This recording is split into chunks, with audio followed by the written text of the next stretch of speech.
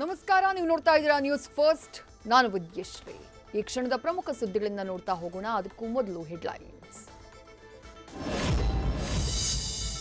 ಉಡುಪಿಯಲ್ಲಿ ಮುಂದುವರಿದ ಗಾಳಿ ಸಹಿತ ಮಳೆಯ ಆರ್ಭಟ. ಗಂಟೆಗೆ 55 ಕಿಲೋಮೀಟರ್ ವೇಗದಲ್ಲಿ ಬೀಸ್ತಾ ಇರೋ ಗಾಳಿ. ಅಪಾಯದ ಮಟ್ಟ ಮೀರಿದ ನದಿಗಳು. ಕಡಲ ತೀರದಲ್ಲಿ ಅತಿದೊಡ್ಡ ಚಂಡಮಾರುತದ ಸೂಚನೆ. 4 ತಾಲೂಕಿನಾದ್ಯಂತ ಪವರ್ ಕಟ್.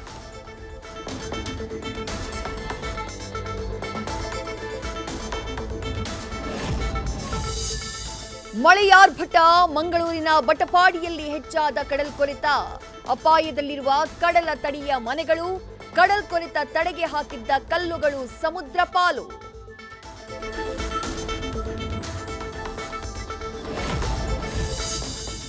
ಮೂರು ದಿನಗಳ ಮಳೆಗೆ ಹೈರಾಣಾದ ಕೊಡಗು ಚೆಸ್ಕಾಂ ಇಲಾಖೆ. ಗಾಳಿ ಮಳೆಯ ಹೊಡೆತಕ್ಕೆ ಮುರಿದು ಬಿದ್ದ 765 ವಿದ್ಯುತ್ ಕಂಬಗಳು. ಕತ್ತಲೆಯಲ್ಲಿ ಪರದಾಡ್ತಾ ಇರೋ ಗ್ರಾಮೀಣ ಭಾಗದ ಜನ. ನಗರ ಪ್ರದೇಶಗಳಲ್ಲಿ ವಿದ್ಯುತ್ ಮರು ಸಂಪರ್ಕ ಯಶಸ್ವಿ.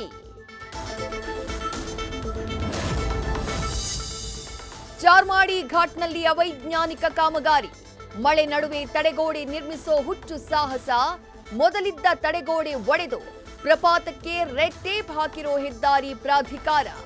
ಅವೈಜ್ಞಾನಿಕ ಕಾಮಗಾರಿಗೆ ಸ್ಥಳೀಯರ ಆಕ್ರೋಶ. ಮಲೆನಾಡ ಮಳೆಗೆ ಅಲ್ಲೋಲ ಕಲ್ಲೋಲವಾದ ದತ್ತಪೀಠದ ಮಾರ್ಗ. ಒಂದೆಡೆ ಕೊಚ್ಚಿ ಹೋದ ರಸ್ತೆ, ಇನ್ನೊಂದೆಡೆ ತಡೆಗೋಡೆ ಇಲ್ಲದೆ ಸಂಚಾರ. ಹರಸಾಹಸ ಪಟ್ಟು ದತ್ತಪೀಠಕ್ಕೆ ಸಾಗ್ತಾ ಇರೋ ಪ್ರವಾಸಿಗರು.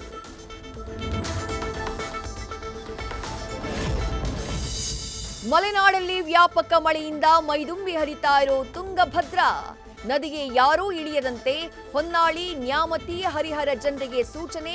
ಅಪಾಯ ಲೆಕ್ಕಿಸದೆ ವಾಹನ ತೊಳಿತಾ ಇರೋ, ಮೀನ್ ಹಿಡಿತಾ ಇರೋ ಜನ. ರಾಯಚೂರಲ್ಲಿ ಮಳೆಗೆ ತುಂಬಿದ ಹಳ್ಳ ಕೊಳ್ಳಗಳು. ಕೊಚ್ಚಿ ಹೋಗ್ತಾ ಇದ್ದ 4 ಪಾರು. ಮಾನ್ವಿ ತಾಲೂಕಿನ ದೋತರಬಂಡಿ ಹಳ್ಳದ ಸೇತುವೆ ಮುಳುಗಡೆ.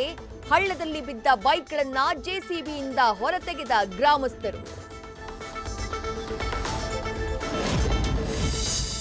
ಹಾಸನದಲ್ಲಿ ಮುಂದುವರೆದ ವರುಣನ ಅಬ್ಬರ. ಸಕಲೇಶಪುರದಲ್ಲಿ ಗಾಳಿ ಮಳೆಗೆ ಮನೆ ಕಳ್ಕೊಂಡು ಬೀದಿ ಪಾಲಾದ ಮಹಿಳೆ. ಮತ್ತೊಂದೆಡೆ ವಿದ್ಯುತ್ ತಂತಿ ಮೇಲೆ ಮರ ಬಿದ್ದು ವಿದ್ಯುತ್ ಸಂಪರ್ಕ ಕಡಿತ. ಬೆಂಗಳೂರಲ್ಲಿ ಬಾಯಿ ತೆರೆದ ಗುಂಡಿ ಬಗ್ಗೆ ಬೇಸರ ಹೊರಹಾಕಿದ ನಟ ಅನಿರುದ್ಧ್. ಕನಕಪುರ ರಸ್ತೆಯ ದೊಡ್ಡ ಕಲ್ಲ ಸಂದ್ರದಲ್ಲಿರುವ ಗುಂಡಿ ಮುಚ್ಚುವಂತೆ ಬೇಡಿಕೆ. ಬಿಬಿಎಂಪಿಗೆ ಗುಂಡಿ ಮುಚ್ಚುವಂತೆ ಅನಿರುದ್ಧ್ ಮನವಿ. ರಾಜ್ಯದಲ್ಲಿ ಶತಕಕ್ಕೆ ತಲುಪಿದ ಕೊರೋನಾ ಪ್ರಕರಣ. ಕಳೆದ 24 ಗಂಟೆಗಳಲ್ಲಿ 36 ಹೊಸ ಕೇಸ್ ದಾಖಲು. 96 ಜನರಿಗೆ ಹೋಮ್ ಐಸೋಲೇಷನ್. 4 ಸೋಂಕಿತರಿಗೆ ಆಸ್ಪತ್ರೆಯಲ್ಲಿ ಚಿಕಿತ್ಸೆ. ಕೊರೋನಾ ಆತಂಕದ ನಡುವೆ ನಾಳೆಯಿಂದ ಶಾಲೆಗಳು ಪುನರಾರಂಭ.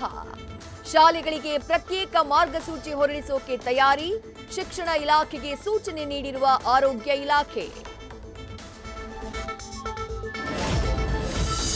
ಕೇರಳದಲ್ಲಿ ಹೆಚ್ಚಾಗ್ತಾ ಇರೋ ಕೋವಿಡ್ ಕೇಸ್ನಿಂದ ಗಡಿ ಗ್ರಾಮಗಳಲ್ಲಿ ಅಲರ್ಟ್. ವಾಹನ ಸವಾರರು, ಕೂಲಿ ಕಾರ್ಮಿಕರ ಮೇಲೆ ನಿಗಾ. ಹೆಚ್ಡಿ ಕೋಟೆ ತಾಲೂಕಿನ ಬಾವಲಿ ಚೆಕ್ಪೋಸ್ಟ್ನಲ್ಲಿ ಆರೋಗ್ಯ ತಪಾಸಣೆ.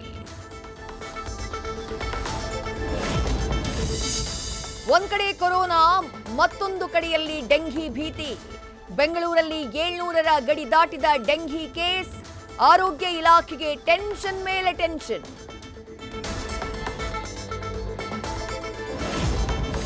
ಬಂಟ್ವಾಳದಲ್ಲಿ ಅಬ್ದುಲ್ ರೆಹಮಾನ್ ಬರ್ಬರ ಹತ್ಯೆ ಪ್ರಕರಣ. ಸ್ವಗ್ರಾಮ ಕೊಲ್ತಮಜಲುವಿನ ಮಸೀದಿಯಲ್ಲಿ ಅಂತ್ಯಕ್ರಿಯೆ. ಗಾಯಾಳು ಕೊಟ್ಟ ದೂರಿನ ಮೇರೆಗೆ 15 ಮಂದಿ ವಿರುದ್ಧ ಎಫ್ಐಆರ್. 3 ಉಚ್ಚಾಟನೆಯ ಮೂಲಕ ಹೈಕಮಾಂಡ್ನಿಂದ ಹಲವು ಸಂದೇಶ. ರಾಜ್ಯ ಬಿಜೆಪಿಯಲ್ಲಿ ಮೇಜರ್ ಸರ್ಜರಿಗೆ ಹೈಕಮಾಂಡ್ ತಯಾರಿ. ಸೂಕ್ತ ಸಮಯದಲ್ಲಿ ಸೂಕ್ತ ನಿರ್ಧಾರ ತೆಗೆದುಕೊಳ್ಳುತ್ತದೆ ಎಂಬ ಸಂದೇಶ ರವಾನೆ.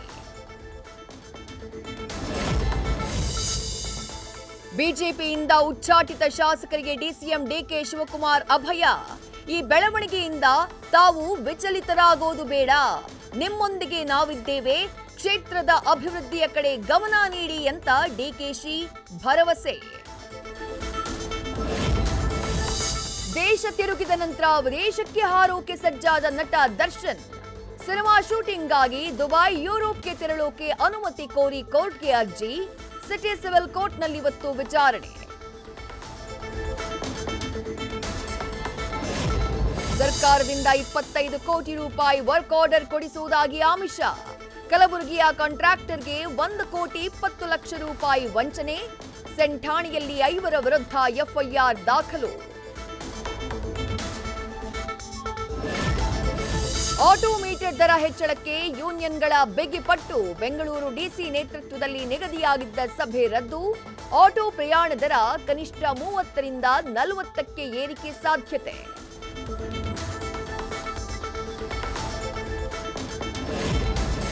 ಕನ್ನಡಿಗರ ಕೆಂಗಣ್ಣಿಗೆ ಗುರಿಯಾದ ನಟ ಕಮಲ್ ಹಾಸನ್. ತಮಿಳು, ಕನ್ನಡ ಒಂದೇ ಕಾಲದಲ್ಲಿ ಹುಟ್ಟಿದ ಭಾಷೆಗಳು. ಕಮಲ್ ಹಾಸನ್ಗೆ ಭಾಷಾ ಇತಿಹಾಸದ ಕೊರತೆ ಇದೆ. ಸಾಹಿತಿ ಡಾಕ್ಟರ್ ಬಾಳಣ್ಣ ಶೇಗಿಹಳ್ಳಿ ಆಕ್ರೋಶ.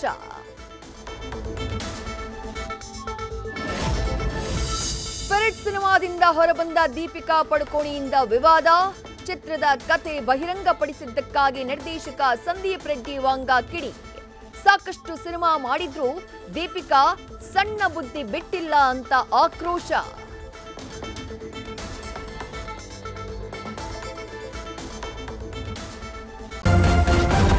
ನ್ಯೂಸ್ ಫಸ್ಟ್ ನಿರ್ಭೀತಿಯಿಂದ ನಿಮ್ಮ ಪರವಾಗಿ.